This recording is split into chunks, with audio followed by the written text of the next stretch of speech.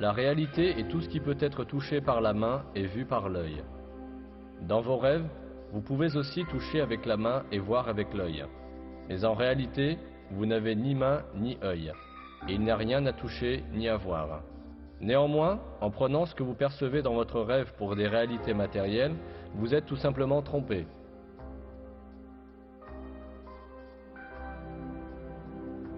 Par exemple, un individu profondément endormi dans son lit peut se voir dans un monde totalement différent dans son rêve. Il peut rêver qu'il est un pilote aux commandes d'un avion géant, ou même faire de gros efforts pour diriger cet avion. En réalité, il n'aura pas fait un pas hors de son lit. Dans ses rêves, il pourra visiter d'autres lieux et rencontrer ses amis, parler avec eux, manger et boire en leur compagnie. C'est seulement lorsque le dormeur s'éveille de son rêve qu'il se rend compte que ce n'était que des perceptions. Si nous sommes capables de vivre facilement dans un monde irréel pendant nos rêves, cela peut tout aussi bien être vrai du monde où nous vivons.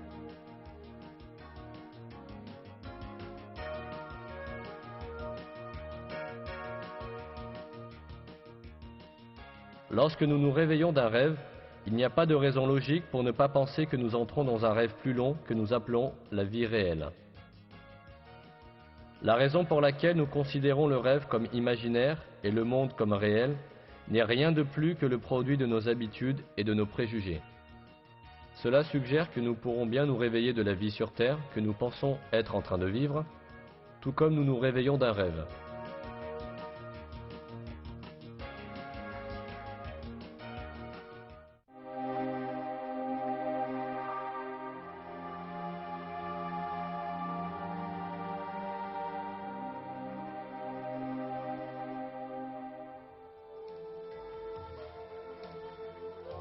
Après tous ces faits physiques, se pose une question de première importance. Si tous les événements physiques que nous connaissons sont intrinsèquement des perceptions, qu'en est-il de notre cerveau? Puisque notre cerveau est fait de matière tout comme nos bras, nos jambes et tout autre objet, il doit aussi être une perception comme tous les autres objets. Un exemple rendra les choses plus claires. Imaginons que nous allongions les nerfs qui vont jusqu'à notre cerveau, et que nous sortions notre cerveau de notre tête pour le mettre là où nous pouvons le voir avec nos yeux.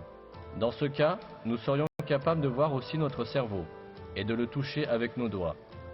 Ceci nous permet de comprendre que notre cerveau, lui non plus, n'est rien d'autre qu'une perception formée par les sens de la vision et du toucher. Alors, quelle est la volonté qui voit, entend et perçoit tous les autres sens, si ce n'est pas le cerveau?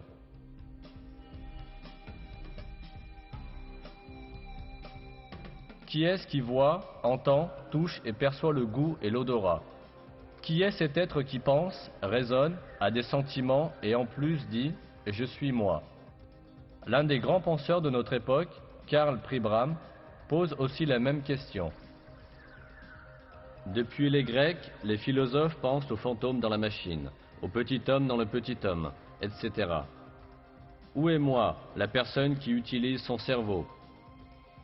Qui est-ce qui réalise l'action de connaître? Comme disait saint François d'Assise, ce que nous cherchons, c'est celui qui voit.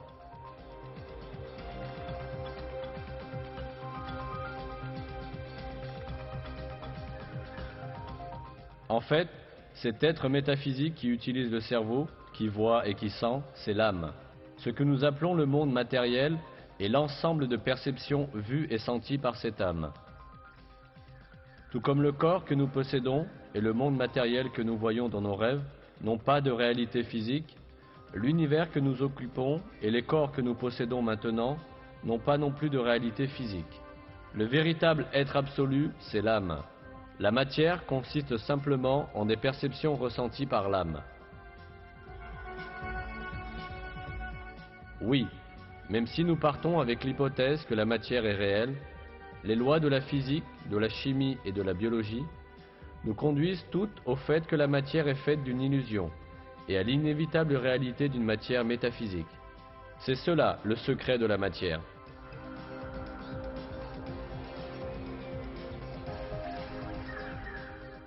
Ce fait est si clair qu'il alarme certains scientifiques matérialistes qui pensent que la matière est l'être absolu.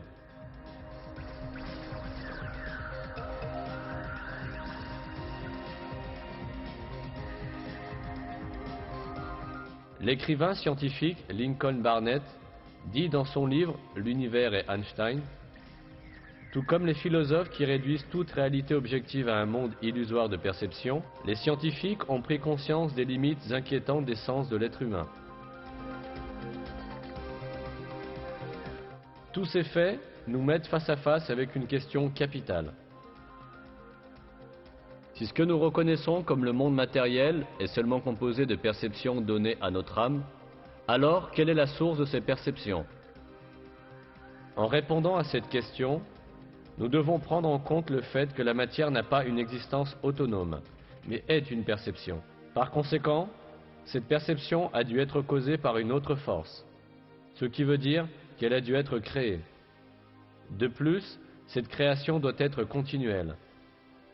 S'il n'y avait pas une création continue et cohérente, alors ce que nous appelons la matière disparaîtrait et serait perdu. On peut comparer cela à un téléviseur où une image apparaît aussi longtemps que le signal continue à être émis. Si l'émission du signal s'arrête, l'image sur l'écran disparaîtra aussi.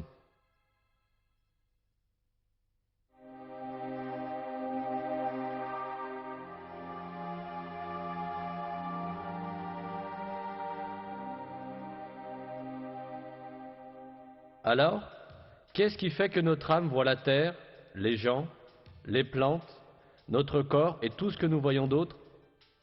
De toute évidence, il existe un créateur supérieur qui a créé tout cet univers matériel, c'est-à-dire la somme de toutes ses perceptions, et qui continue sa création sans interruption. De toute évidence, il existe un créateur supérieur qui a créé tout cet univers matériel, c'est-à-dire la somme de toutes ses perceptions, et qui continue sa création sans interruption. Puisque ce créateur se manifeste dans une création si merveilleuse, il possède sûrement un pouvoir et une puissance infinie. Toutes les perceptions qu'il crée dépendent de sa volonté, et il domine à tout moment tout ce qu'il a créé.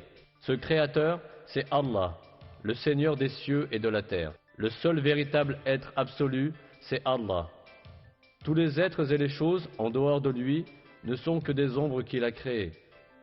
Cette réalité est expliquée par le grand érudit musulman, l'imam Rabbani, en ces termes. Allah, la substance de ces êtres qu'il a créés n'est que le néant. Il a tout créé dans la sphère des sens et des illusions. L'existence de l'univers se situe dans la sphère des sens et des illusions, et n'est pas matérielle. En réalité, il n'y a rien à l'extérieur que l'être glorieux, qui est Allah.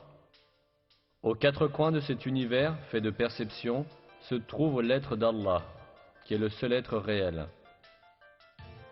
Par conséquent, l'être qui est le plus près de l'homme, c'est Allah. Ce fait est expliqué dans le Coran par le verset « Nous avons créé l'être humain, et nous sommes plus proches de lui que sa veine jugulaire. Où que nous soyons, Allah est avec nous. » Pendant que vous regardez ce film, l'être le plus proche de vous est Allah, qui crée tout ce que vous voyez à tout moment. Aussi longtemps qu'Allah nous fait voir des images et nous donne des sensations relatives à ce monde, nous continuons à vivre dans ce monde. Lorsqu'il met fin aux images et aux sensations appartenant à ce monde, nous montre les anges de la mort et nous donne des perceptions d'une autre dimension, cela signifie que nous sommes morts. Le jour de la résurrection, le jugement, le paradis, l'enfer et notre vie éternelle seront créés pour nous de la même manière.